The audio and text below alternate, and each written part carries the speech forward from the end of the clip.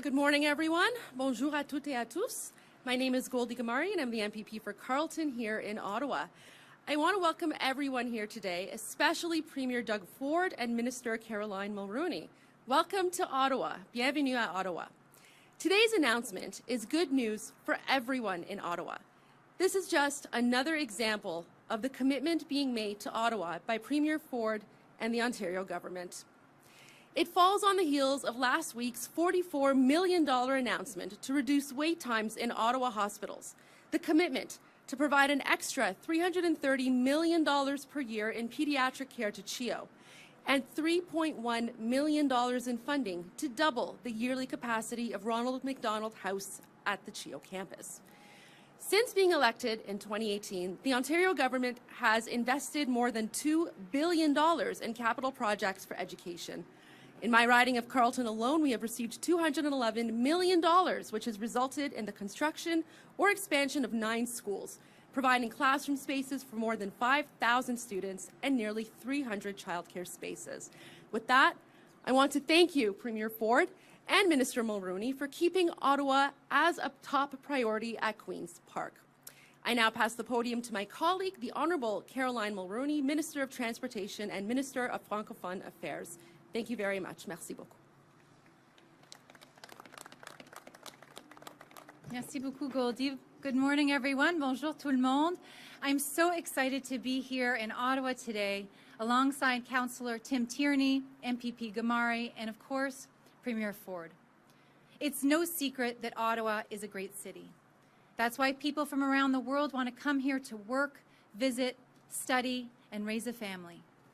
In fact, 75% of Eastern Ontario's population growth in the next 30 years is expected to happen right here in Ottawa.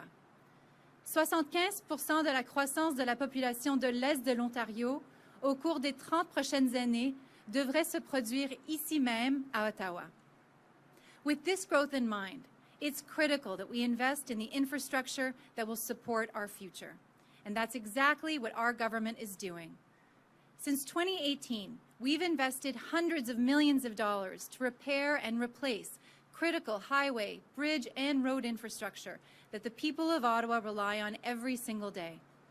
Depuis 2018, nous avons investi des centaines de millions de dollars pour réparer et remplacer les infrastructures d'autoroutes, de ponts et les routes essentielles sur lesquelles les gens d'Ottawa comptent chaque jour. This includes significant work on Highway 417, which is a lifeline for residents and the local economy. At the end of the day, our government knows that strong infrastructure creates strong communities. And it's thanks to Premier Ford's plan to build Ontario that the investments that we're making today will benefit generations to come. C'est grâce au plan du Premier ministre Ford de construire et bâtir l'Ontario que les investissements nous faisons aujourd'hui en bénéficiera les générations à venir. With that, I'll pass it over to Ottawa's transportation champion, Premier Ford. Thank you. Merci. Well, good morning, everyone, and it's great to be back here in Ottawa. I was just here a few days ago, and thank you, Minister Mulroney, for that introduction. And I'm always thrilled to be here. I always tell people when I come to Ottawa, I have the best trips ever. So alongside Minister Mulroney and MPP Goldie Ghamari, a local champion, I also want to welcome Councillor Tim Tierney, representing the great city of Ottawa, and thank you for joining us, Councillor. I was speaking to the mayor yesterday, and I always tell everyone, there's no mayor I speak to more than Mayor Sutcliffe. I think we talk almost every single day. So, friends, Ontario's growing at an unprecedented pace. In the first quarter of 2023 alone, our population has increased by more than 114,000 people. Last year, stats came out from the feds, and 504,000 people arrived here in Ontario to call it home. That's the fastest growing region in all of North America, bar none. That's more than the entire population of Renfrew County in only 3 months. And here in Ottawa region, we're seeing more and more families putting down roots with new businesses and setting up shop. We're seeing hundreds of millions of dollars in new investments, as you heard from Goldie, it was amazing. The list that you rattled off, Goldie, that's pretty impressive. Investments like Nokia's $340 million investment to expand its operations in Canada. And when we're talking about the tech business folks, now Ottawa, Canada is the tech capital of Ontario, tech capital of Canada. And more recently, Veratus Tools made a $4.5 million investment to increase production as its Ottawa facility. These investments are a huge vote of confidence in the region and in our workforce. And talk about the workforce, I just love the frontline men and women here, and thank you for everything that you do. I keep telling them I'm going to jump on one of those excavators or the blade, one of the two. I can't wait to get on one of those. But as our population grows, our economy grows. We need to make sure our infrastructure keeps up. We're spending over $184 billion over the next 10 years, making sure that we're building the schools and the hospitals. As you heard right here in Ottawa, we have the second largest building in the entire country at the hospital. And Goldie, you were mentioning numerous schools that we're investing in. I think you mentioned over $211 million. We're building bridges and highways and roads. That's why we're working closely with Mayor Sutcliffe to build 151,000 new homes in Ottawa by 2031, to bring ownership into reach for more people. And across Ontario, we've embarked on the most ambitious capital plan in our province's history. We're building schools, as I mentioned, including, as MPP Ghamari mentioned, investments of over $200 million in a riding in Carleton, providing more than 5,000 new student spaces. We're making historic investments in healthcare, including $50 billion to support more than 50 new hospital projects across the province. I always say, no matter where you live in the province, you're either getting a brand new hospital or an addition to the hospital. And that's including the $40 million for early planning to build Ottawa Hospital's new civic campus. We're investing $28 billion in roads and highways to keep people and goods moving. This includes our commitment to build and expand Highways 417 and 401 East. But friends, at a time when it's never been more important to deliver infrastructure for our growing province, we need to do everything possible to deliver on our commitment to build Ontario. We need to get it done. It shouldn't take 15 years to open a mine. It shouldn't take decades to build roads to the Ring of Fire. It shouldn't take years to get approval to build homes for growing communities. I apologize. Together with Indigenous communities and municipal leaders, with business and union partners, we have to ensure that Ontario is a place where our shared potential is limited only by the scale of our ambitions. Together, we have to ensure that Ontario is a place where we can do and build big things. And that's exactly what we'll do. That's exactly what we're doing here in Ottawa. We're getting it done. Since 2018 in Ottawa, we've invested almost $425 million towards road and highway improvements. This includes $170 million to rapidly replace bridges along Highway 417. And today we're here to celebrate the completion of 3 out of 5 planned bridge projects as part of the latest round to bridge replacements between Island Park Drive and Kent Street. We've now completed 6 bridges at 3 locations, including these ones at Bronson Avenue. And friends, I encourage everyone, if you haven't already, check it out, the time-lapse video of this bridge replacement on social media. It's amazing how fast they do this work. With rapid replacement technology, we're replacing these bridges in just a few days instead of weeks or months. We've also rapidly replaced bridges on Booth Street and Rochester Street, and we'll replace Percy Street Bridge in August and the Preston Street Bridge in 2024. These bridges are critical links for people and communities in Ottawa, with over 184,000 vehicles traveling this stretch of highway each and every day. In this program, to keep our bridges in a state of good repair, will keep commutes safe and improve the movement of people and goods throughout this growing region for years to come. Friends, our government is building the infrastructure that a growing Ottawa needs to reach its full potential. Together, we're building Ottawa, we're building Ontario now and for the future. Together, we're getting it done. Thank you all for joining us, and may God bless the people of Ontario. Thank you. We'll now go to reporters' questions. If reporters could please line up at the microphone behind me. Please identify yourselves by name and outlet. And just a reminder, it's one question and one follow-up. First question. Good morning, Premier Ford. Good morning. Taria Isri from Global News. Hi. The Scarborough RT derailed last night. There are some who would argue that your decisions at City Hall a decade ago to keep the RT running contributed to some of these issues. Do you agree with that assessment, and what should happen with the RT now? Well, I adamantly disagree. We had approval from the federal government to build this Scarborough subway. It would have been built by now, led by my brother, Rob. It was shot down by the provincial government. They didn't believe in supporting the people of Scarborough. We believe in supporting people of Scarborough, so we're going to decommission that LRT, and we're building the Scarborough subway. We have shovels on the ground. They're tunneling now, so this could have been done many years ago if the province would have stepped up and supported us. We had the funding, we had council approval, and we had the federal approval, but the province back then, under the Liberal leadership of McGuinty and Wynne, they refused to support the people of Scarborough.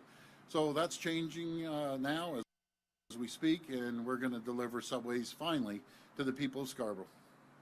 And then a question on Metrolinx. The CEO of Metrolinx recently complained to the Premier's office that your government controls all communications coming out of what is supposed to be an arm's length agency. Why is your government controlling public communications at Metrolinx? Well, I didn't say we control it. We work hand in hand with Metrolinx. I've talked to Phil Verster on this item directly, and I always tell him, if there's something on your mind, go out and say it. I don't direct or control anyone. Right. Good morning, Premier. Jeremy Sherrill from CTV News. Hi, John. The Sens we've heard are lobbying your government for help with the downtown arena. Will the province help fund a new arena in Ottawa? Well, no one's proposed that to me. I haven't heard that from Mayor Sutcliffe. So let's see what he has to say, and then we'll be able to decide from there. And a British Medical Association journal series points out that Canada is at the top of the list of wealthy nations when it comes to COVID-related deaths in care homes. It's calling for a full independent national inquiry. Is there a need for an inquiry, and will Ontario support that call? Well, again, you know, everyone went through challenging times, not just here in Ontario, but around the world. I want to thank all the docs and the nurses, frontline healthcare workers, and everyone else that pitched in. I found it very interesting. CBC said, out of all people, CBC, nothing against them, but said we ranked #2 in the world next to Japan. So, again, I'd say I'll take that from CBC. Hi, Premier. Davis Legree, iPolitics. Hi, David. Earlier today, through technical difficulties, you signed an MOU with Michigan trying to improve economic ties. Just wondering how you square that with Governor Whitmer's attempt to shut down Line 5, a pipeline that would supply half of Ontario's oil and gas. Well, you know, we're their #1 trading partner, and we're their #1 trading partner back and forth. Automotive parts can go back and forth between the borders 8 times before it gets assembled in either Michigan or Ontario. Between Ontario and Michigan, 1 out of every 4 cars that are manufactured in North America are manufactured in one of the states. So I always look at working with all governors on things that we can agree on. And I know there's some challenges on Line 5. She knows exactly how I feel, but I still consider, Governor Whitmer a friend, a great partner on many different areas as well.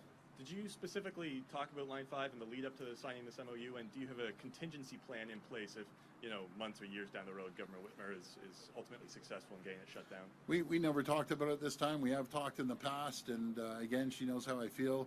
It's absolutely critical for Ontario and actually the U.S. Bonjour. La question serait pour la ministre Mulroney. Minister. Julien Paquette avec le droit. J'aimerais savoir, bon, vous avez probablement déjà entendu cette phrase-là avant, le train léger en ce moment à Ottawa ne fonctionne pas. Il y a eu une enquête publique l'année dernière là-dessus. Ce serait quoi la prochaine étape si le gouvernement l'Ontario veut s'en mêler pour essayer de faire quelque chose pour que ça fonctionne finalement. Absolument. Écoutez, le projet de train léger à Ottawa appartient à la Ville d'Ottawa. Nous sommes un partenaire de financement pour la Ville d'Ottawa et c'est pour ça que nous avons établi la commission d'enquête. J'ai eu la chance de parler à plusieurs reprises au maire Sutcliffe concernant les mesures que la Ville compte faire pour adresser les problèmes du train léger. Et je viens juste d'entendre de lui, il a dit qu'il a eu un briefage hier avec les médias et a adressé directement les mesures. En tant que partenaire, la province de l'Ontario veut absolument voir une résolution à ces problèmes, mais c'est absolument la Ville d'Ottawa qui doit prendre ces mesures. Parfait. Et en tant que ministre des Affaires francophones, j'aimerais vous entendre sur le projet de l'Université de Sudbury. Il est annoncé il y a quelques semaines que le financement ne serait pas là. Est-ce qu'il y a une porte qui demeure ouverte si jamais le gouvernement fédéral voulait également contribuer, un peu comme on avait vu avec l'Université de l'Ontario français il y a quelques années? Oui, écoutez, le gouvernement de l'Ontario, sous le leadership du premier ministre Ford, a été un grand champion de l'éducation postsecondaire en français, gouverné pour et par les francophones. Et c'est pour ça qu'on a mis sur pied pour la première fois dans l'histoire de la province cette université qui a été réclamée pendant très longtemps pour la population francophone de l'Ontario. Le ministère des Collèges et universités a mené un examen minutieux de la demande de l'Université de Sudbury, a conclu pour plusieurs raisons, incluant le fait que l'UOF existe, il y a la demande actuelle envers les programmes est satisfaisante. Et aussi, nous sommes en train de travailler avec le Collège boréal et la Laurentienne pour s'adresser à la demande dans le Nord. Donc, il y a beaucoup de travail qui va continuer à se faire dans le domaine postsecondaire en français et on va continuer à parler avec l'Université de Sudbury concernant leurs demandes. Bonjour, Jean-François Dugas, aussi Dudois. I'll ask Premier Ford actually the same question about the Sudbury University. We got news from not the financing like a few hours or a few minutes before Canada Day weekend. Kind of says that you didn't want to address the Francophone community. So I'm just wondering, why was that decision made and why wasn't anybody aware of it, even at the Sudbury University? Well, we're massive supporters of the Francophone community. I think Minister Mulroney's done an incredible job. We'll always be there to support them. I know they had some challenges there, but we're there 100% behind them. And if did you already answer that in French? Yeah, okay. And what would you say to the people down in Sudbury who feel like they were blindsided by this announcement? Well, I'd say by no means do we ever want to blindside anyone. We're there to support the Francophone community like no other government ever has. We have a great minister, and we'll be there for him. We'll be able to support him any way we can. Joe Tunney, CBC Radio. My question is about the LRT. Again, still shut down, going to be another week until it's open, problem plagued. My question for you is just, do you think Ottawans should be paying for this service right now? Well, again, the City of Ottawa ran the show on this. I'm glad Mayor Sutcliffe is involved in it because I just feel he's going to get things done compared to the previous mayor. As everyone heard him yesterday, and I had a chat with him yesterday as well about the bearings and the axle. They've identified it. They're going to fix it, and until they fix,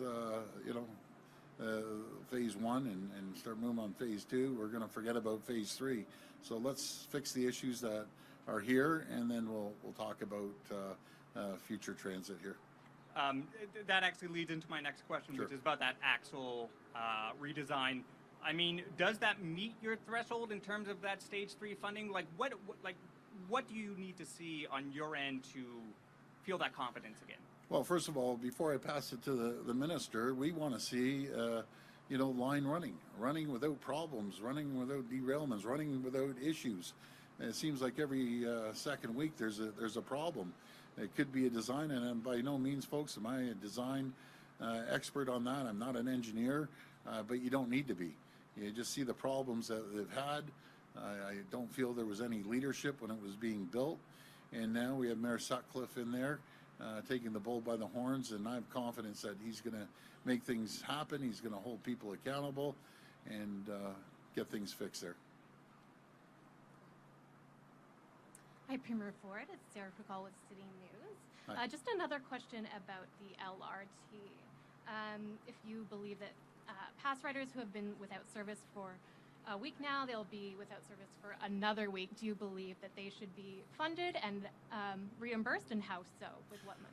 Well, I can't answer the question that the mayor's in charge of. I don't want to be treading on his turf. That's going to be up to the city of Ottawa. It's going to be up to the mayor and the councillors. They'll determine that and then go from there. But I'm not one to dictate to a city who should be riding their transit and paying for it and who shouldn't be. Okay. And Ottawa region used to have 3 cabinet ministers, and just wondering why there are none this year. The implication sort of is that Ontario's second largest city doesn't deserve representation. What would you say to that? Well, first of all, you had the cabinet minister, Mayor Lee Fullerton, that served Ottawa really, really well. We have Goldie Ghamari, that's a phenomenal MPP. Folks, we need you to get out and support Sean Webster in the upcoming by-election. It's absolutely critical. As you're implying, Ottawa needs more voices at the table. We have 2 great people, or actually three great MPPs in the region representing Ottawa, but it's always nice to have a 4th voice. I can't stress it enough. We have 83 people around the table, rightfully so, all screaming for their area. We need even more voices here for Ottawa. We've done an incredible job investing in the city of Ottawa, the surrounding area of Ottawa, putting billions of dollars, everything from transit to infrastructure to hospitals. So we've shown a tremendous amount of love to Ottawa. Unlike any other government, we've put more money and invested into the people here. Hi, Premier Ford. Hi. This is Elise Skura from CBC News. Nice to meet you. Nice to meet you. So I just have one more question about what you were talking about with the axle bearings, and I understand you want to commit to seeing it actually working, but the bearings are going to take maybe 18 months of development, then it's going to be many more months. So are we going to wait years to find out whether or not we'll get funding for Stage 3? Well, let's fix the problems on the other stages, and then we'll look at it. Again, we want to see a transit system that runs efficiently, just like the people of Ottawa. You know, it's unfortunately, again, it was totally mishandled from the previous administration, the previous mayor. We have a great mayor with Mayor Sutcliffe. I am confident he's going to make things move a lot quicker than what happened previously. So we're there. We've proved we're there through funding on Phase 1, Phase 2, but we're holding off on Phase 3 right now. And, you know, I know you're well familiar with the inquiry and everything that was found out about the LRT through that.